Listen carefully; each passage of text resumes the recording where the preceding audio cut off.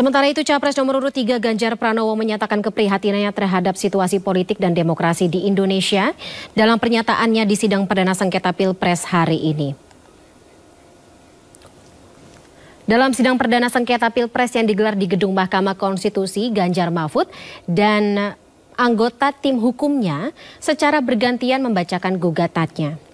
Ganjar prihatin terhadap situasi politik dan demokrasi di Indonesia. Ganjar juga menyebut soal dugaan kecurangan dalam setiap tahapan pemilu serta penyalahgunaan kekuasaan oleh pemerintah. Enggak, kita tidak sedang menanggapi di luar persidangan. Jadi kalau mereka akan menanggapi di luar persidangan, maka sedang membangun opini masing-masing, itu halal. Tapi ketika kemudian nanti kita masuk proses persidangan dan pembuktian, nah di situ nanti akan ketahuan apa dasarnya dan bagaimana. Kalau komentar di luar persidangan ya sah-sah saja lah. Yang penting kita tidak mengomentari materinya. Mudah-mudahan kami nanti bisa bersama-sama dengan Pak Mahfud menyampaikan, karena Pak Mahfud juga punya pengalaman, pernah duduk di sana, beliau sangat menguasai dan juga ahli pada soal hukum ini. Sehingga mudah-mudahan bisa saling melengkapi dan persidangan ini akan menjadi perhatian publik yang menarik, logik, dan bisa masuk akal. Assalamualaikum warahmatullahi wabarakatuh. Ketua dan anggota Majelis Hakim yang mulia, saudara termohon dari KPU, pihak terkait dari kuasa hukum Paslon 2 dan saudara dari Bawaslu. Dalam perjalanannya yang mulia, MK Indonesia pernah memberi warna progresif bagi perkembangan hukum konstitusi di Indonesia dan pernah dinilai sebagai lembaga penegak hukum yang sangat kredibel. Harvard Handbook tahun 2012 seperti ditulis oleh Tom C. menilai MK Indonesia adalah salah satu dari 10 MK paling efektif di dunia. Studi tentang perjalanan masa lalu MK yang bagus pernah ditulis juga dalam beberapa jurnal ilmiah.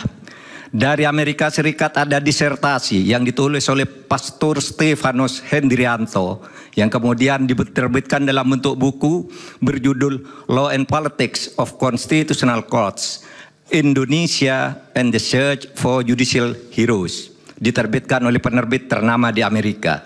Dari IAIU Malaysia lahir disertasi karya Iwan Satriawan, Role of the Constitutional Court in Consolidating Democracy in Indonesia.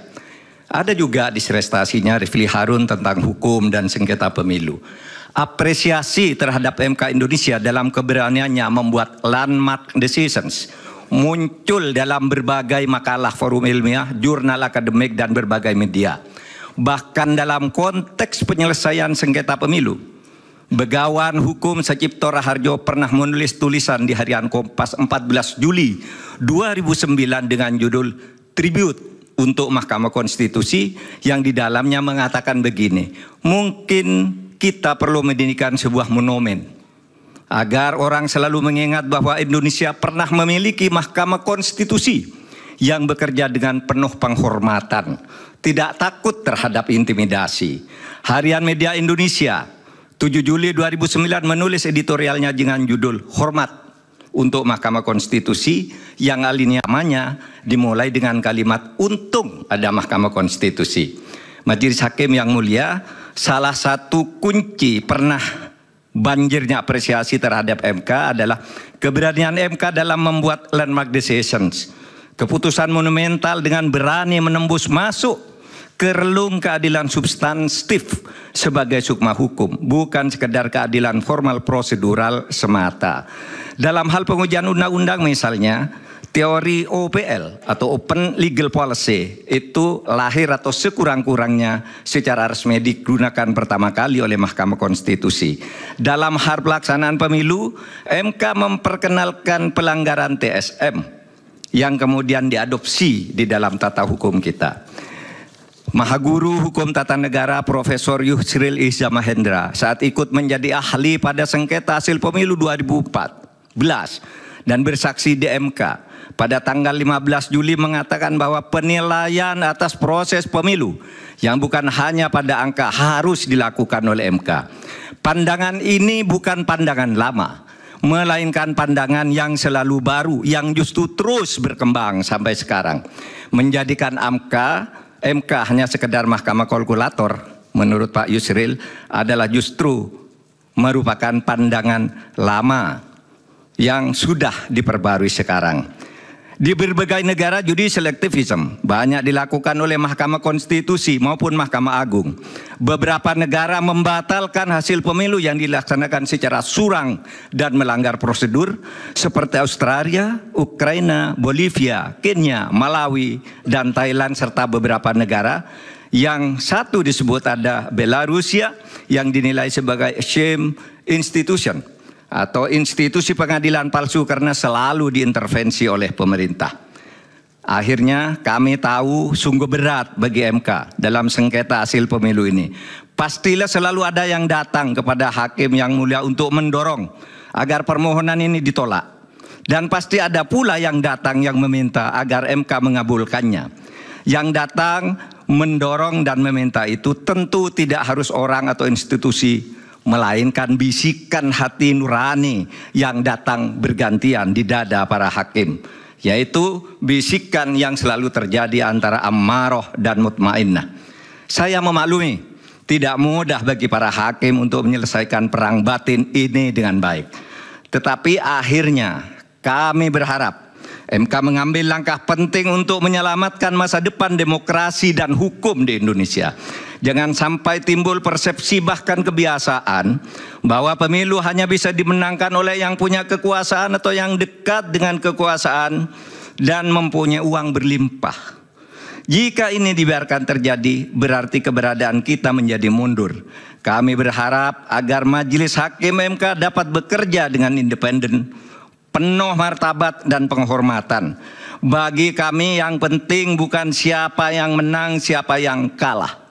Bagi kami masalah ini adalah beyond election, melainkan harus merupakan edukasi kepada bangsa ini untuk menyelamatkan masa depan Indonesia dengan peradaban yang lebih maju melalui antara lain berhukum dengan elemen dasar sukmanya, yaitu keadilan substantif, moral, dan etika. Terima kasih Yang Mulia. Assalamualaikum. Melakukan permohonan PHPU padahal perolehan suaranya begitu jomplang, 40%. Tapi Pak Mahfud dan Pak Ganjar sudah mengatakan ini bukan soal kalah menang. Ini persoalan demokrasi, bagaimana kita menyelamatkan demokrasi, bagaimana kita menyelamatkan republik. Satu suara pun itu harus dihormati. Kedaulatan rakyat itu adalah kunci buat semua proses pemilu dan pilpres. Kita tidak boleh menafikan bahwa banyak suara-suara yang dikorbankan, banyak suara-suara yang tidak mendapat kesempatan untuk dihitung, atau banyak juga suara yang digelembungkan. Semua ini mesti dibereskan, dan Mahkamah Konstitusi adalah penjaga konstitusi yang mesti mengamankan konstitusi sekaligus mengamankan demokrasi, supremasi hukum.